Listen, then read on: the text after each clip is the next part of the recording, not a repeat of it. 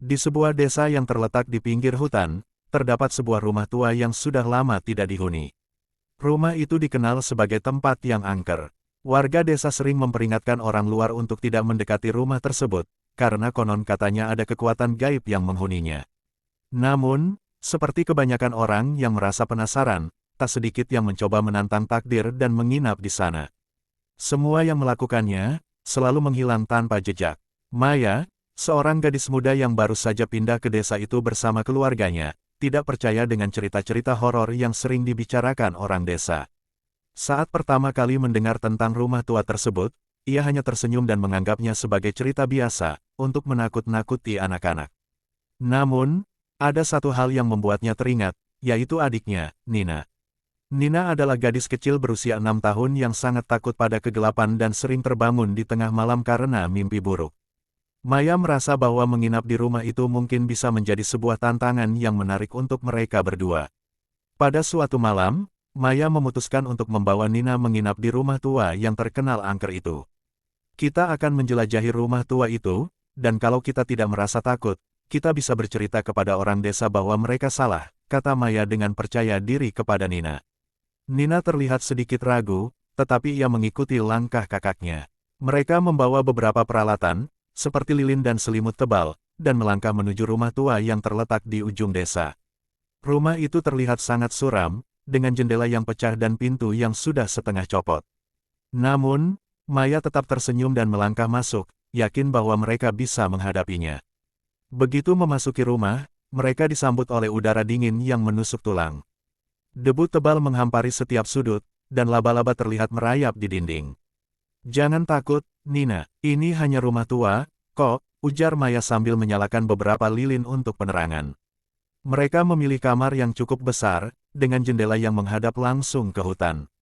Maya mengatur tempat tidur di lantai yang tampak agak berdebu, sementara Nina mulai merasa cemas. Nina, meskipun masih kecil, merasakan ada sesuatu yang aneh dengan rumah ini. Ia terus menatap ke lorong gelap yang terhubung dengan kamar mereka. Maya mencoba menenangkannya dengan cara yang biasa mereka lakukan di rumah, yaitu dengan menyanyikan lagu pengantar tidur. Nina Bobo, tidur yang nyenyak, Maya menyanyikan dengan lembut, mencoba mencairkan suasana. Namun, ketika suara itu meluncur keluar dari bibirnya, Nina tiba-tiba menoleh dan berbisik pelan, "Kak, ada yang mengintip kita." Maya terkesiap. Ia menatap Nina dengan cemas. "Nina, jangan berlebihan. Tidak ada apa-apa kok," jawab Maya dengan suara yang agak gemetar. Meski berkata demikian, ia bisa merasakan ketegangan di udara.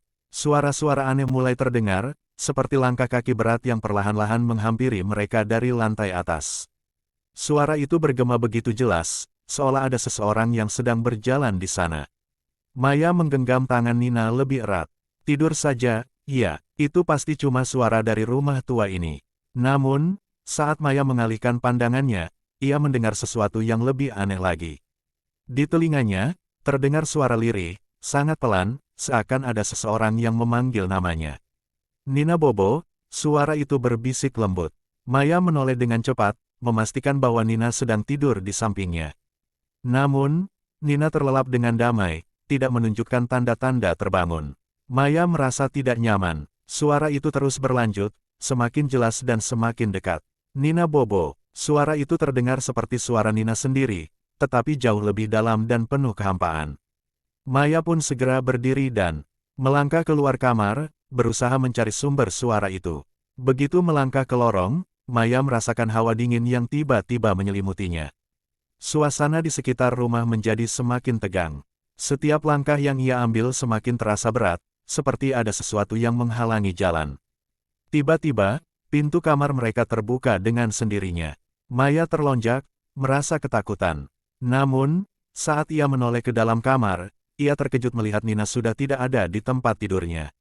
Di atas ranjang, hanya ada selimut yang terlipat rapi dan bayangan gelap yang berdesir.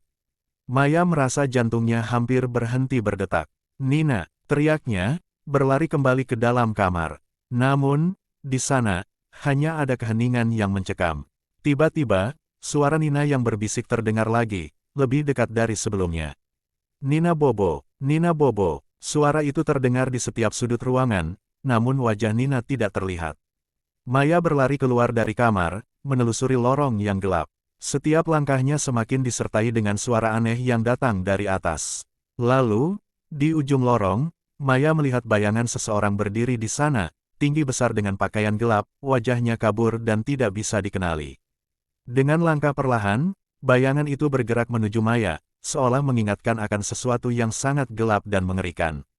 Dengan ketakutan yang luar biasa, Maya berbalik dan berlari menuju pintu keluar rumah.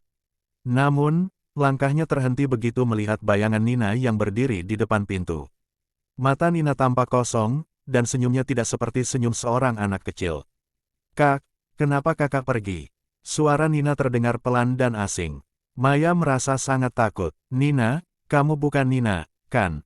Maya berusaha berteriak, namun suaranya tertahan oleh ketakutan yang semakin menguasainya. Di luar rumah, udara terasa semakin berat, seperti ada sesuatu yang mengawasi mereka. Dengan sekuat tenaga, Maya menarik Nina ke dalam pelukannya dan berlari keluar dari rumah tua itu. Namun, sesaat sebelum mereka benar-benar melangkah keluar, suara Nina terdengar lagi, lebih dalam dan menakutkan, seperti datang dari seluruh penjuru rumah.